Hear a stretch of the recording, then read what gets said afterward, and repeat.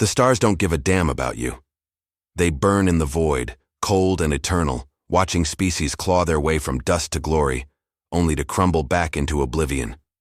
The Kavren Dominion, those crystalline tyrants with their fleets of shimmering dreadnoughts, thought they were the stars chosen. They looked at Earth, a fragile speck of blue in the cosmic dark, and saw nothing but a resource to strip bare. To them, we were vermin, fit only to serve, to toil, to die in the shadows of their galactic machine. They came not to conquer, but to collect, tearing us from our homes, chaining us to their will. They thought they could break us, grind us into just beneath their heels. They didn't know us. They didn't know what it means to be human. We didn't just rise. We stole their entire galactic fleet and burned their empire to ash. This is the story of how it began, of the spark that lit the fire, and of the humans who dared to dream of freedom when the stars themselves mocked us. Picture Earth, 2247. The Kavren had ruled us for decades, their occupation a suffocating weight. Our cities were rubble, our skies choked with harvester drones that snatched people by the millions. Their dreadnoughts loomed like gods of wrath, capable of turning continents to glass with a single volley. Their soldiers, bio-engineered, monstrosities with claws that hummed with disruptor fields, patrolled our streets, crushing any spark of defiance. Resistance movements flared and died, their heroes reduced to ash. The Kavren didn't negotiate. They didn't need to. Their technology was centuries beyond ours, their arrogance a fortress we couldn't breach. They saw our emotions, our love, our rage, our hope, as proof of our weakness, a flaw that made us easy to control. But they were wrong. In the shadows of their tyranny, humanity didn't break. We learned. Enslaved engineers, forced to maintain their fleets, memorized every circuit, every vulnerability. Miners in asteroid fields smuggled tech fragments to hidden bunkers. Children, born in labor camps, grew up whispering stories of a free Earth, passing them like contraband in the dark. We weren't just surviving. We were forging a blade in secret, a blade called the Ember Coalition. The coalition was no army, just a network of ordinary humans with extraordinary will. Mechanics, laborers, cooks, even children, united by a dream so reckless it could only be human, steal the Kavren's fleet. Not one ship, not a squadron, but the entire armada. Thousands of dreadnoughts, cruisers and harvesters that ruled the Orion Arm. The Kavren's arrogance was their blind spot. Their ships, impregnable from the outside, relied on human hands to function. We were the ones crawling through their conduits, recalibrating their systems, scrubbing their plasma cores, and we were watching, waiting, planning. The spark was Alara Voss, a maintenance tech aboard the Dominion's flagship, the Spear of Eternity. Alara was no hero by Kavren standards, just a wiry woman in her 30s, her hands scarred, her eyes burning with quiet fire. But she was the coalition's linchpin. For years, she'd studied the flagship's systems, mapping its AI, the Overseer, a crystalline entity that was as much a god as a machine. If she could hack it, she could control the ship.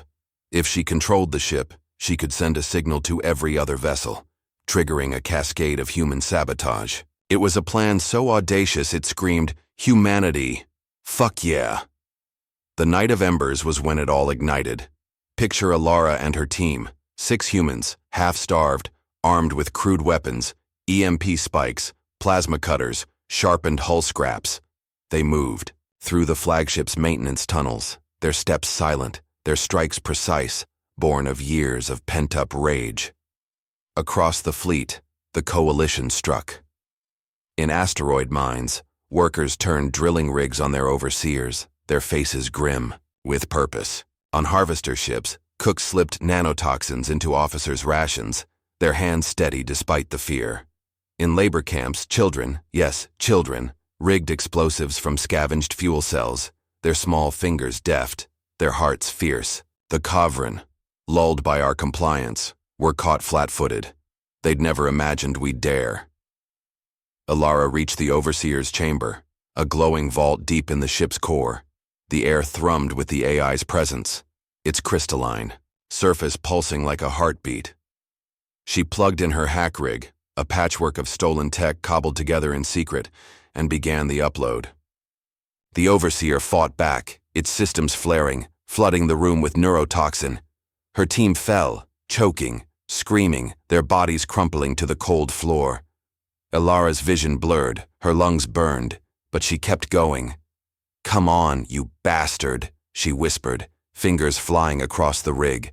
She thought of her brother, lost to a Kavran mine. She thought of Earth, its skies once blue, now gray with ash. She thought of the children in the camps, their eyes bright with hope. She couldn't stop. Not now, not ever. The AI's glow flickered, then dimmed. Access granted. Ilara slammed the console, sending the signal. Across the fleet, human saboteurs triggered backdoors, crashed systems, locked out Kavran crews. In minutes, the Dominion's armada was ours. Mechanics seized control rooms, rerouting power to human hands. Laborers turned shipboard weapons on their former masters. Cooks, miners, children, every human, no matter how small, became a warrior. That night, the Kavran, for all their power, were blindsided. Their empire, built on our backs, crumbled in hours. But stealing the fleet was just the start. The Kavran's homeworld, Kazorath, launched reserve fleets to crush us. Their ships, sleek and deadly, converged on the Orion Arm, their commanders, vowing to erase us from the stars. The Battle of the Orion Veil was chaos incarnate, a nebula glowing blood red, streaked with plasma bolts and exploding ships. Human pilots, many flying for the first time, threw dreadnoughts into maneuvers that defied physics. They'd trained in secret, using scavenged simulators, their hands shaky but their hearts iron. Gunners, taught on the fly, tore through enemy hulls, their aim fueled by rage. Ilara, barely alive, stood on the bridge of the Spear of Eternity, her body propped against a console, her voice hoarse as she barked orders. The Kavran fought with cold precision, their formations perfect, their weapons devastating. We fought with raw human fury, messy, desperate, unbreakable. The battle raged for days. Ships burned, their husks drifting in the nebula's glow. Stars wept as dreadnoughts clashed, their plasma lances carving wounds in the void. The Kavran expected an easy victory, a quick end to the upstart vermin. They didn't expect our tenacity, our refusal to yield. Every human on those ships knew what was at stake. This wasn't just about survival. It was about proving we were more than slaves, more than tools. We were humanity, and we would not be broken.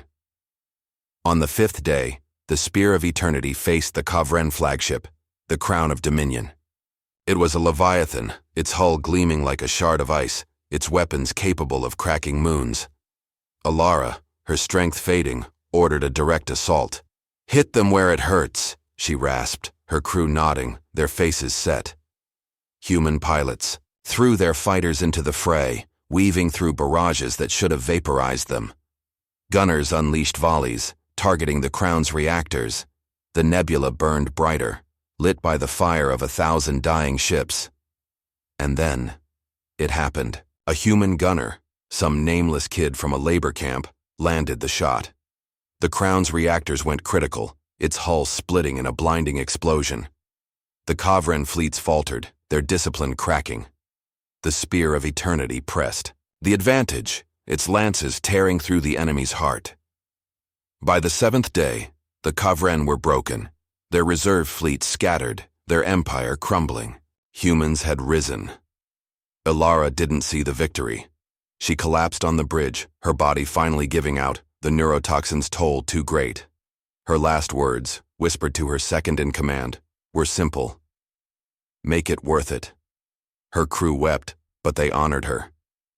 They broadcast her name across the fleet, a rallying cry that echoed in every human heart. The Ember Coalition, bloodied but unbowed, became the Terran Ascendancy, a human empire forged in fire.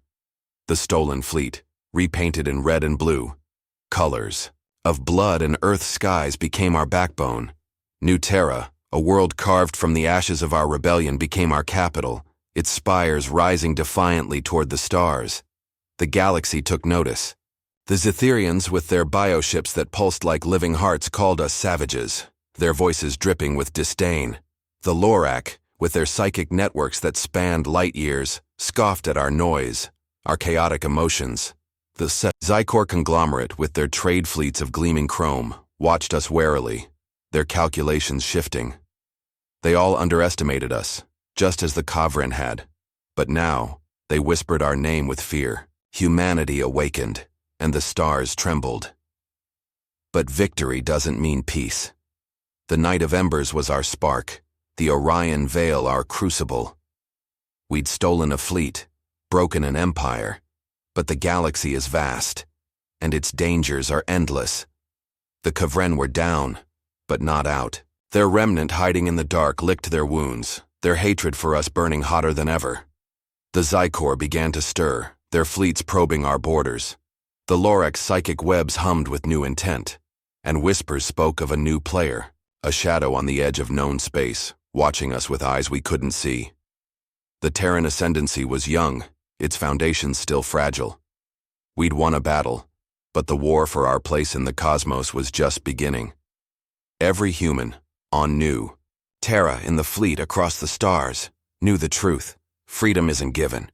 It's taken. And we'd take it, no matter the cost. The galaxy doesn't give you a breather. You'd think stealing an alien fleet and breaking an empire would earn you a moment to catch your breath. But the stars don't work that way. They watch, cold and unyielding, as you fight to hold what you've won. The Terran ascendancy stood tall after the Night of Embers and the Battle of the Orion Veil, our stolen dreadnoughts repainted in the red of our blood and the blue of Earth's lost skies. New Terra, our capital, rose from rebellion's ashes, its spires gleaming defiantly. But victory doesn't mean peace. It means new enemies, new battles, new fires to face. The Kavren were broken, but their allies, the Zykor conglomerate, saw us not as vermin, but as a threat. The Lorak, with Ew, their psychic webs probed our minds. The Zetherians, with their bioships, offered alliances that felt like traps. The galaxy was learning to fear us, and fear breeds desperation. This is the story of how humanity faced that fear, how we fought, bled, and spoke, proving once again that we don't bow, not to empires, not to minds, not to the stars themselves. New. Terra was our heart, a world of scars and hope. Its markets buzzed with voices, former slaves now free, their laughter a defiance of the past. Its shipyards hummed, retrofitting Kavren dreadnoughts with human ingenuity, faster drives, deadlier, guns, shields that laughed at plasma. Its people, descendants of Earth's survivors, walked with pride, but also with vigilance. The Ascendancy's leaders, veterans of the Orion Veil, knew the truth. Power doesn't bring safety. It brings envy. It brings fear. It brings war. The Zykor conglomerate struck first. Unlike the Kavren, who saw us as tools, the Zykor saw us as a rival. Their trade fleets, sleek and armed to the teeth, were the backbone of their economy, ferrying wealth across the Orion Arm. But wealth needs defending, and the Zykor's ships were as deadly as any war fleet. Whispers reached our spies, rumors, of a planet-killer weapon, a device to shatter worlds and cement their dominance. They targeted New Terra, our beacon, thinking they could snuff out our fire before it spread. They thought wrong. The Battle of Valthor's Reach was our answer. The Zykor, cloaked in stealth fields that bent light itself, slipped into our territory, their ships silent as ghosts. They expected a quick strike, a surgical blow to cripple our capital. But humanity doesn't sleep on threats. Our scouts, using upgraded Kavren sensors tweaked by human hands, pierced their cloaks. Our dreadnoughts, anchored by the Spear of Eternity, now a legend, its hull scarred but unbowed, waited in ambush. The Zykor commander, Virkal, a being of liquid metal whose voice hummed with calculation, sent a transmission. "Surrender, humans. Your stolen toys cannot save you." Our reply, broadcast on every frequency, was simple. "Come and take them." The battle was a slaughter. Human pilots, trained by Orion Veil veterans, danced through Zykor formations, their refitted Kavren, fighters sowing chaos. Our gunners, with eyes sharpened by years of survival, unleashed barrages that turned sleek Zykor cruisers to slag. The Spear of Eternity led the charge, its main gun, a plasma lance retrofitted with human precision, carving through Virkal's flagship like a knife through silk. Human marines, former slaves turned warriors, boarded Zykor vessels, fighting, with rifles, then knives, then bare hands when ammo ran dry. The Zykor fought with discipline, their ships moving in perfect sync. We fought with fury, our hearts burning with the memory of chains. When the dust settled, Valthor's reach was a graveyard of Zykor ambition, and Virkal's final transmission, a plea for mercy, echoed across the stars. The Ascendancy stood tall, its message clear. Humanity does not bow, but the galaxy doesn't let you rest. The Zykor's defeat sent shockwaves, but it painted a bigger target on our backs. The Lorak, with their psychic networks that wove minds across light years, saw our victory as a challenge. They didn't strike with ships, they struck with our own thoughts. Their psychic assaults began subtly, like a whisper in the dark. On New Terra, people woke screaming, haunted by visions of Earth's fall, cities burning, skies gray with ash. Soldiers hesitated in training, paralyzed by doubts planted like seeds. Even the Ascendancy's council, hardened veterans, found their decisions clouded by fear, their minds heavy with shadows. The Lorak believed our emotions, our love, our rage, were chaos, a flaw to exploit. They thought they could break us without firing a shot. But humans don't bend to mind games. We fight back. The Ascendancy formed the Psyguard, a unit of humans, with latent psychic potential, rare but real. Trained by defectors from minor species who'd fled Lorak dominance, the Psyguard learned to shield minds, to counter intrusions. Their leader was Kalia Ren, a young woman born in a Kavran labor camp. Kalia was no warrior, not at first, just a quiet girl with eyes that saw too much. Her dreams had always been different, filled with glimpses of others' thoughts, fragments of pain and hope. When the Lorak attacked, she didn't crumble, she pushed back. In a psychic duel that spanned light years, Kalia faced a Lorak overmind, a being of pure thought that dwarfed her like a star dwarfs a spark. It tried to drown her in despair, flooding her mind with images of Earth's ruins, of her family lost, to Kavran mines. But Kalia fought with human grit. She clung to memories, her mother's lullabies, her brother's laughter, the smell of rain on Earth's soil. Those fragments, small and human, became her shield, her sword. She didn't just resist, she struck, shattering the Overmind's link to its hive. The Lorak reeled, their psychic network in chaos, their assault collapsing. The Psyguard's victory was a turning point, but it came at a cost. Kalia emerged drained, her mind scarred, her body trembling. Thousands on New Terra bore psychic wounds, their sleep haunted by Lorak echoes. But the Ascendancy didn't falter. We rebuilt, we healed, we grew stronger. The Lorak, humiliated, retreated, but their attack exposed a truth. The galaxy wasn't just watching us, it was hunting us. Every victory made us a bigger threat, AI, brighter flame in a cosmos that preferred shadows. The Zetherians, with their bioships and hive-like minds, saw the winds shifting. They proposed a summit on their bioworld, Silvara, a planet of living forests and sentient vines. The Ascendancy sent Admiral Joran Holt, a grizzled veteran of Valthor's reach. Holt was no diplomat, his face a map of scars, his eyes sharp, as blades. But he was our voice. Silvara was a marvel, its air thick with the hum of life, its trees whispering secrets. The Zetherians, insectoid beings linked to their world, greeted Holt with cautious respect, their mandibles clicking softly. But the summit was a powder keg. The Lorak sent observers, their psychic presence a constant pressure, like a storm held at bay. The Zykor, licking their wounds, sent a delegate who demanded reparations, their voice cold with greed.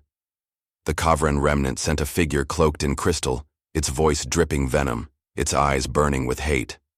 The galaxy was testing us, waiting for us to falter.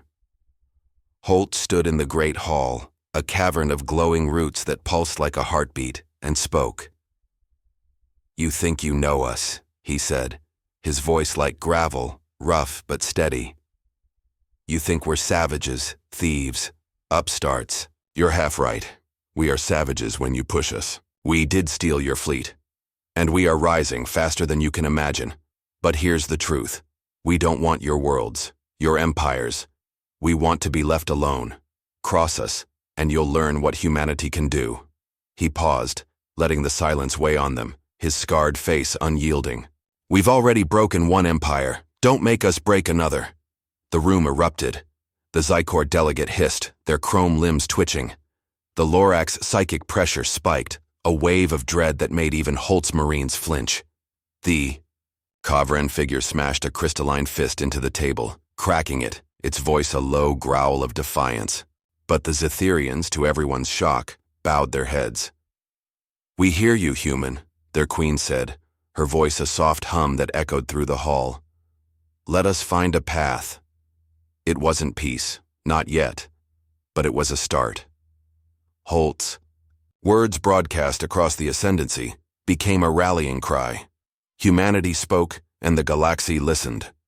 But the summit wasn't the end. It was a spark for new fires. The Zytherians' offer of alliance came with strings. Trade deals that favored their bioworlds, access to our tech, subtle demands for influence. The Lorak, chastened but not defeated, withdrew to rebuild their psychic networks. Their intentions, unclear. The Zykor, humiliated, began covert operations, their spies infiltrating our borders.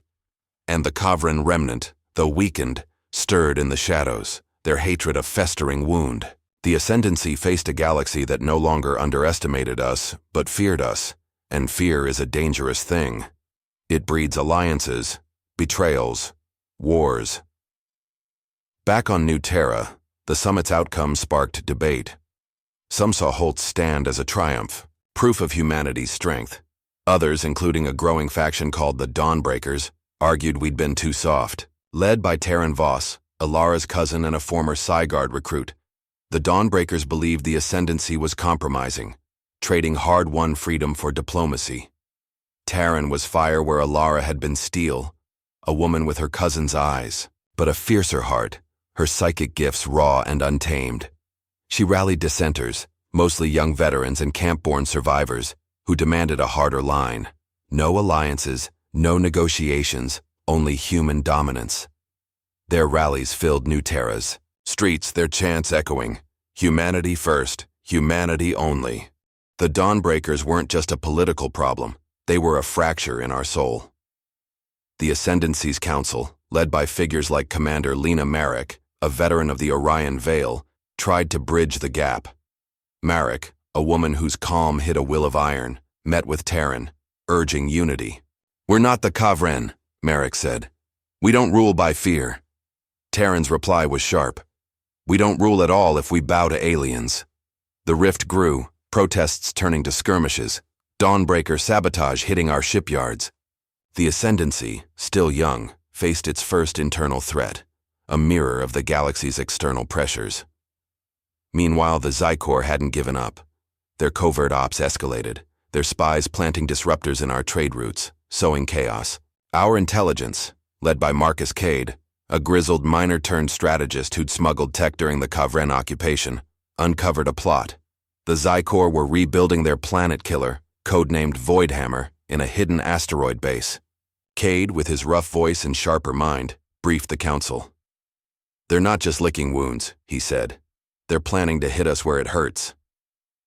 The Ascendancy mobilized, the Spear of Eternity leading a strike force to the Cryon's Belt, a jagged ring of asteroids on our border. The siege of Cryon's Belt was brutal. The Zykor base, buried in a hollowed-out asteroid, was a fortress of chrome and plasma. Their ships, smaller but nimbler than at Valthor's reach, swarmed like hornets. Human pilots, led by Captain Aisha Chen, a former camp child who'd learned to fly in stolen simulators, outmaneuvered them, their fighters weaving through asteroid fields. The Spear of Eternity's guns cleared a path, but the base's defenses, automated turrets and grav mines, took a toll. Chen's squadron suffered heavy losses, her own fighters scarred, but unyielding. On the ground, Marines led by Lieutenant Dario Reyes, a soft-spoken man with a knack for explosives, infiltrated the base. Reyes, who'd rigged bombs as a camp teenager, disabled the Voidhammer's core, But not before a Zykor counterattack pinned his team. Chen's fighters swooped in, buying time for Reyes to detonate the base. The explosion lit the belt, a beacon of human defiance. The Zykor plot was dust, but the cost was high. Hundreds dead, Chen wounded, Reyes haunted by his team's losses. The Siege's victory strengthened the Ascendancy but deepened the Dawnbreaker rift. Terran used the losses to fuel her cause, accusing the Council of risking human lives for alien approval. Her followers raided a shipyard, stealing fighters, their actions teetering on rebellion. Merrick and Cade faced a dilemma: crush the Dawnbreakers and risk civil war, or negotiate and show weakness. They chose a third path: confrontation with truth. Merrick invited Terran to a public council, broadcast across New Terra. "You want humanity first?" Merrick asked, her voice steady. "Then fight for all of us, not against us." Terran, caught off guard, faltered, her psychic rage clashing with Merrick's calm. The broadcast swayed many Dawnbreakers, but Terran vanished, her core followers retreating. To the fringes, a shadow over our unity. The galaxy watched, its players shifting. The Zytherians sent a defector, Silvera, a pilot whose bioship had fought at Valthor's reach. Silvera, seeking asylum, revealed Zytherian plans to leverage the summit for control, their alliance a trap. Her knowledge of biotech bolstered our fleet, but her presence sparked distrust. Could an alien be trusted? The Lorak's silence grew ominous, their psychic webs humming. The Zykor's losses pushed them to desperation, their spies whispering of new weapons. And the Kavren remnant, led by a figure known only as the Shatterlord, began to stir, their ship sighted in the Veil Nebula. The Ascendancy stood at a crossroads, its fire burning bright but surrounded by wolves.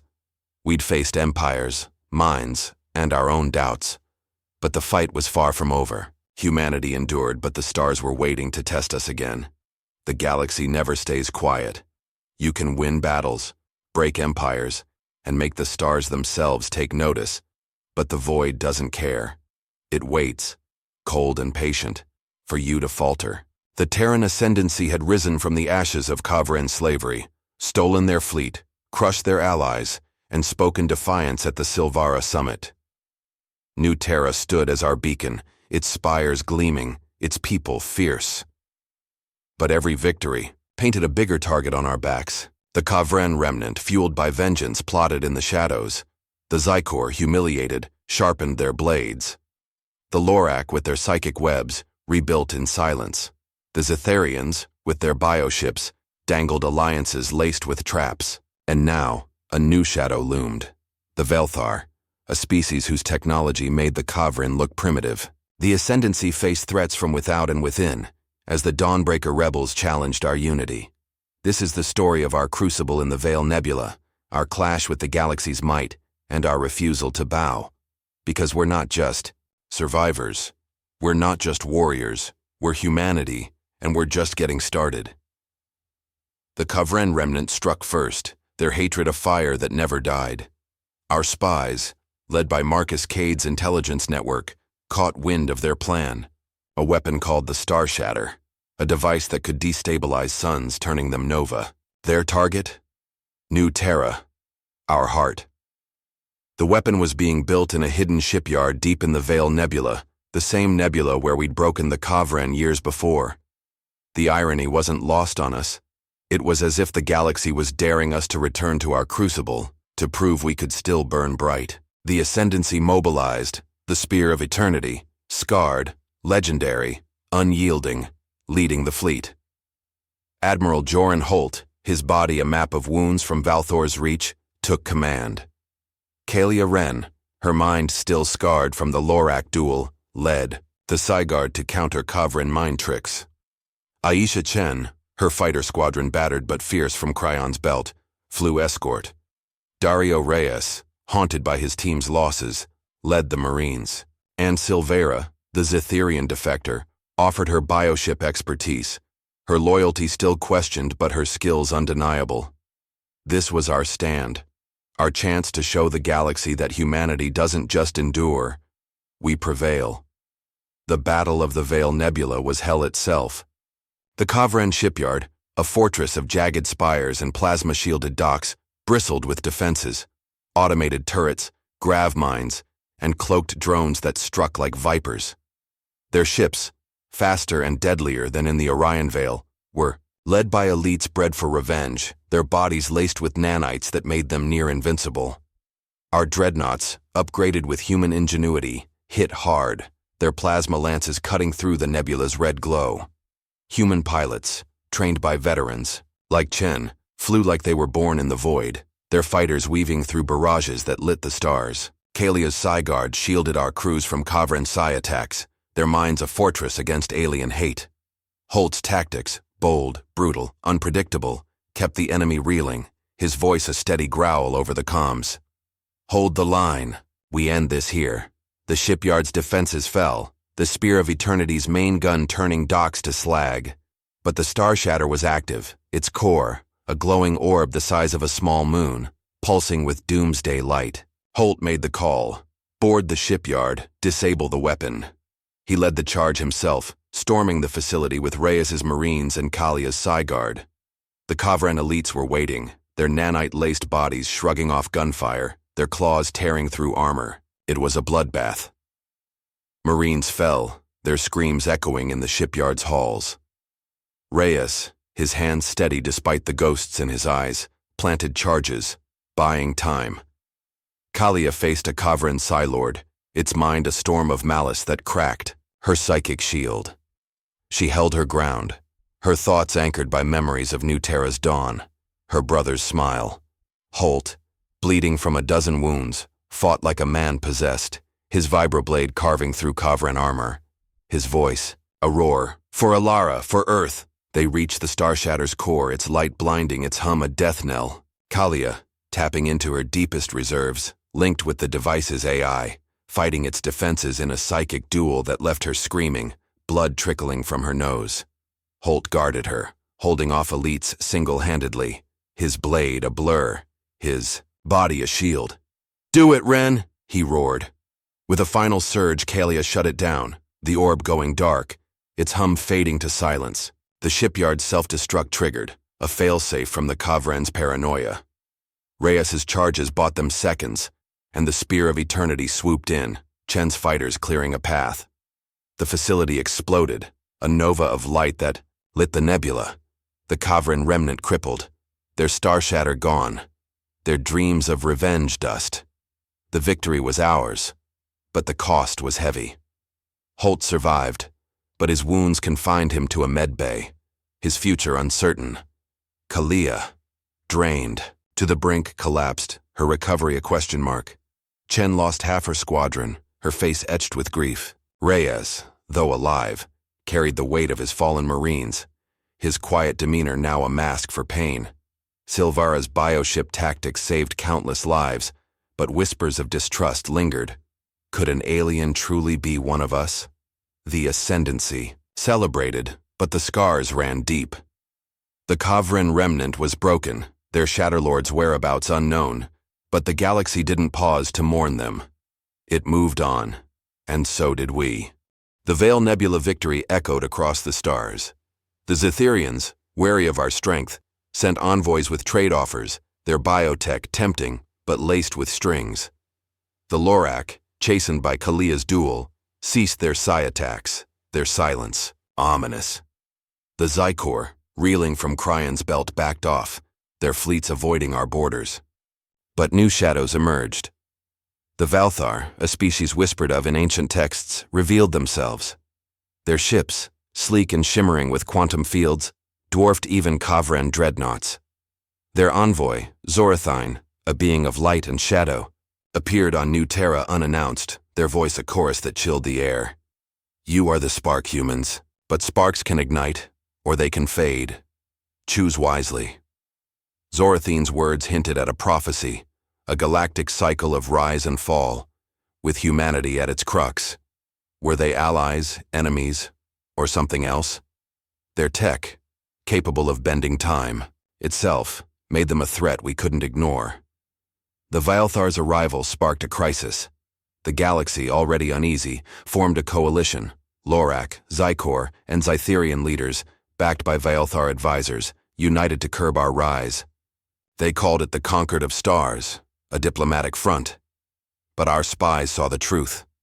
Fleets massing, weapons forging, plans drawn to isolate us. On New Terra, the Dawnbreakers, led by Terran Voss, seized the moment. Terran, her psychic gifts now, a wildfire rallied her followers, decrying the Council's restraint. "They'll chain us again," she roared, her rallies drawing thousands. Her rebels struck shipyards, stole fighters, and vanished into the frontier, a dagger at our heart. The Ascendancy's Council, led by Lena Merrick, faced a storm. Merrick, with Marcus Cade's strategic mind and Silvara's tech insights, planned a response. They launched the Shatterpoint Initiative, a multi-front campaign to counter the Coalition and the Dawnbreakers. The Battle of the Ethereal Rift saw Kalia, partially recovered, lead the Psyguard against a Lorax Psi fleet, her mind a beacon that shattered their webs. The siege of Zykor's Vale crushed a Coalition outpost, Chen's fighters and Reyes's Marines turning the tide. But the Vaelthar remained elusive, their ships appearing and vanishing, their motives unclear. The climax came at the Battle of the Shatterpoint, a nebula where Coalition fleets converged. The Spear of Eternity, now commanded by Merrick, led the charge. Chen's fighters, Silvara's bioships, and Reyes's Marines fought as one. Kalia's Psyguard countered Lorac assaults, while Cade's tactics outwitted Zykor formations. The Vaelthar observed, Zorathine's voice echoing, "Prove your fire, humans." We did. The Coalition shattered, its fleets scattered, its unity broken. Terran's Dawnbreakers, caught in the crossfire, faced Merrick's plea. Join us, or lose everything. Terran, her rage spent, surrendered, her followers reintegrated, though her fate remained uncertain. The Ascendancy stood victorious, but the Vaelthar's prophecy lingered. New threats, Shatterlord sightings, Lorac resurgence, Zetherian schemes, loomed. We'd stolen a fleet, broken empires, faced our own. But holding it, that's the fight. We're humanity, and we'll carve our destiny. The stars don't care, but we'll make them. The universe is watching. Let's give them a show they'll never forget.